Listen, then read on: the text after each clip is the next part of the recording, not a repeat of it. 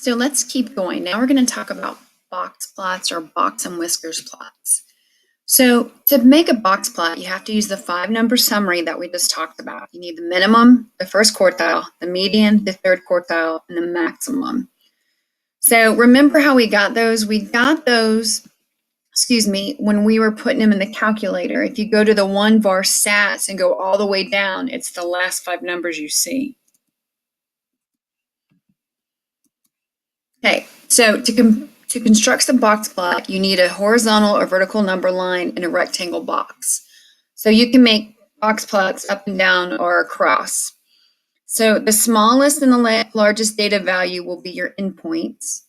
The first quartile will be the end of one box, and the third quartile will be the end of the other box. So remember, you're basically either making a square or a rectangle, and one of the smaller edges will be the first quartile. One of the other smaller edges will be the third quartile. And in the middle, you're going to draw a line which marks the 50th percent.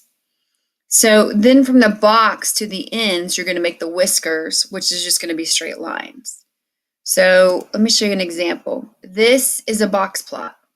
So if I put this data into my calculator, which you can do, what I get out is that the first quartile is 2, the median is 7, and the third quartile is 9.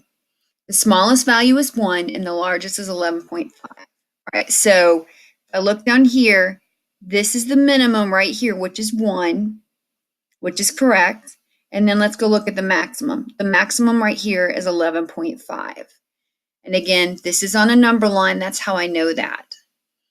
Well, those are the easy ones. And now to get the box, remember, this is the first quartile, which is 2, and it lines up.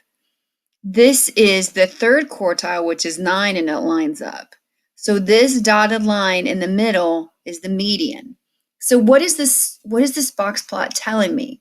Well, it tells me that there's a larger spread from the minimum to 50% of the data. So for the lower 50%, it's more spread out. But look at the upper 50% from 7 to 11.5. It's not as spread out. And what it also tells us is this. The middle 50% of the data falls between 2 and 9.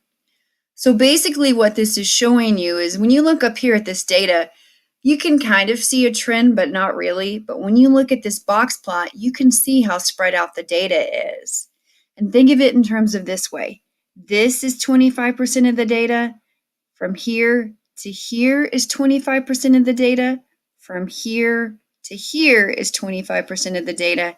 And from here to here is the last 25% of the data. You're basically using your quartiles again here, here, and here to divide the data into 4 parts. I hope that helped.